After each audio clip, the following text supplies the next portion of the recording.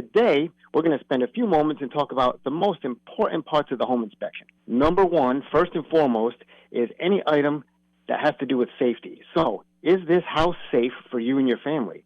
The most important part of the home inspection is your family being safe. These could be physical hazards like structure that could result in an injury, like bad staircases, bad floor structure where something could fail and somebody could physically get hurt, fire escapes that are not properly secured to the outside of the house, things like that. This could fall into environmental hazards.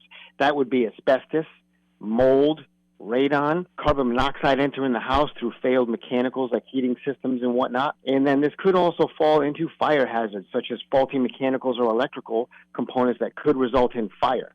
So the first thing that you're going to take into account is this house safe for you and your family? Thing number two, can you afford to maintain the home? When you look at today's market, house prices are higher than they've ever been before. Interest rates have crept up quite a bit higher than they were just a couple of years ago. So when you're spending more money on the house and you have maybe a higher payment than you had just a few years ago, not only do you have to be able to afford to buy the house and pay to keep it, you also have to be able to afford to maintain the house. This is a very important consideration.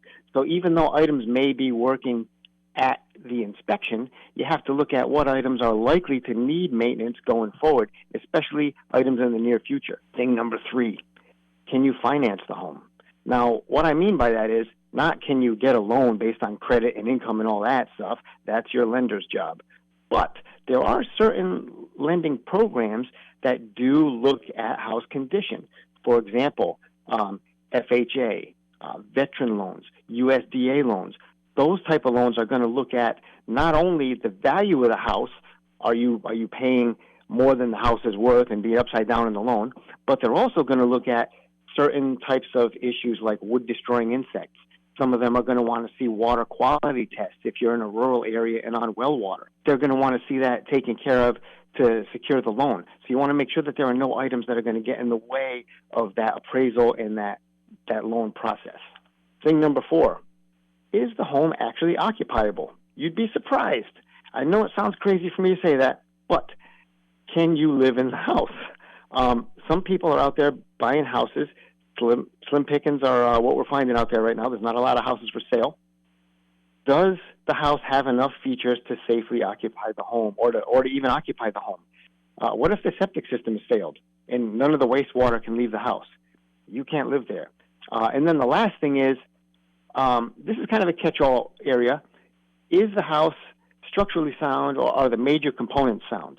So structurally sound, is the foundation in good condition? Does it need repair? This can cost tens of thousands of dollars if there's a foundation issue. And then again, do all the mechanicals work? These are the big ticket items in the house. And then is there water damage? Is the house been vacant for a long time? Is there mold and other conditions that you were unaware of when you did your first walkthrough and made your offer on the house? And these type of items, are they expensive? When you're paying a lot for a house and you save your big down payment on a house, you're planning on maybe doing some renovations or furnishing the house if it's your first home, you have to have money to take care of these items as well.